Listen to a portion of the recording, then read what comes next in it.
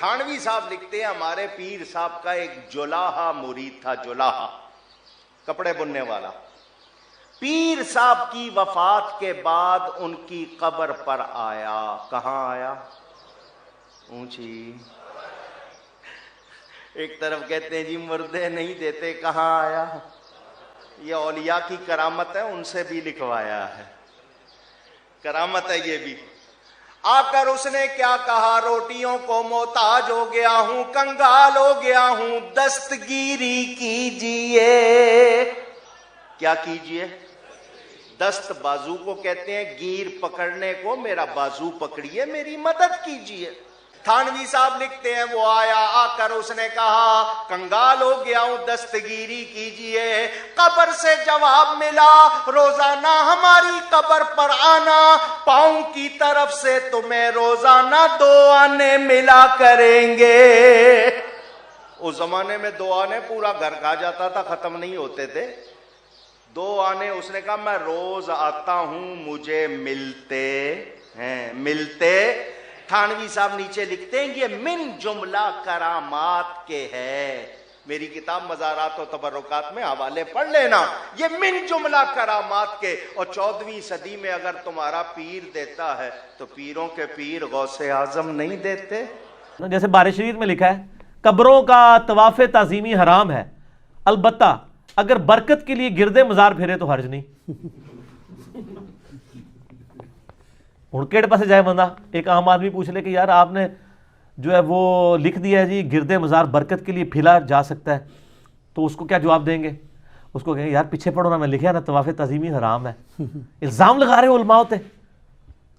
اور کوئی طواف والا آ جائے کہ آپ نے لکھا جی طواف تعظیمی حرام ہے قبر کا، کہیں گے سر آگے بھی پڑھو نا کہ گرد مزار اگر برکت کے لیے پھرے تو ٹھیک ہے، اٹھو مت بیٹھو. یہی کام المہند المفند میں انہوں نے کیا ہے. وہ کہتے ہیں رہا بزرگان دین کی قبروں اور سینوں سے فیض حاصل کرنا. اب سینے سے پتہ نہیں ٹیکا لگا کے فیض نکالتے ہیں، ٹھیک ہے، کیونکہ اگر ان کی تعلیمات سے حاصل کرنا ہے وہ تو زبان سے بولیں گے تو حاصل ہوگا نا. سینے سے کیسے کوئی چیز نکالی جاتی ہے؟ سینے سے مراد یہ ہے کہ وہ جب جفی ڈالیں گے اور سارا علم ٹرانسفر کر دیں گے، وہ یہ کہنا چاہ رہے ہوتے ہیں. تو لکھا ہے کہ رہا قبروں اور سینوں سے فیض، تو ہم اس کو جائز سمجھتے ہیں مگر خواص کے طریقے سے، اس طریقے سے نہیں جس طرح عام بندے کرتے ہیں. کتنی بڑی انجینئرنگ کرنے کی کوشش کی ہے، لیکن سر تسی انجینئر تے آئے نہیں ہو، تسی انجینئرنگ کر ہی نہیں سکتے. تو نال انجینئرنگ ہوئے گی انشاءاللہ تعالی. اچھا تو یہ کس طرح کہ جب کوئی شخص جائے گا اور کہے گا جی آپ نے کیا لکھ دیا قبروں سے فیض، یہ تو بریلویوں والا کام ہے، وہ کہیں گے سر آپ دیکھیں ہم نے لکھا ہے کہ عام طریقے سے جو ہو رہا ہے نا وہ غلط، ہم بھی اس کو کہتے ہیں. یہ خاص طریقے سے. خاص طریقہ کیڑا ہے وہ میں پھر دسیا ہے. میں نے ریسرچ پیپر نمبر 6 لکھا ہے کہ اشرف تھانوی صاحب کے ایک پیر بھائی تھے، وہ ان کی قبر کے اوپر اشرف تھانوی صاحب کہتے ہیں جا کے کہتے تھے اور قبر سے ان کو روزانہ ایک روٹی مل جایا کرتی تھی. میں نے سارے واقعات پھر لکھے ہیں.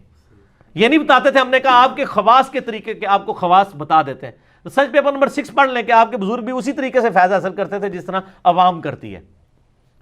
اچھا تو اس میں وہ ایک یہ بھی لکھا ہے کہ قاسم نوتوی صاحب جب کسی قبر پہ جاتے اور کوئی نہ دیکھ رہا تھا تو کہتے ہیں کہ اس بزرگوں کو قبر والے کو مخاطب کر کہتے ہیں حضور ہمارے لیے دعا کریں.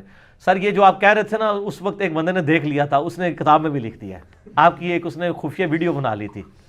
یہ پھر اس نے ہی لکھا ہے نا جس نے دیکھا ہے کہ جب کوئی نہ دیکھ رہا ہوتا انہیں کہا میرا بندہ دیکھ رہا ہے اور ان کو پتا نہیں لکھ دینا ہے بھائی ساڑھے گاٹے فٹ ہو جانا ہے، انجینئرنگ ہو جانی ہے.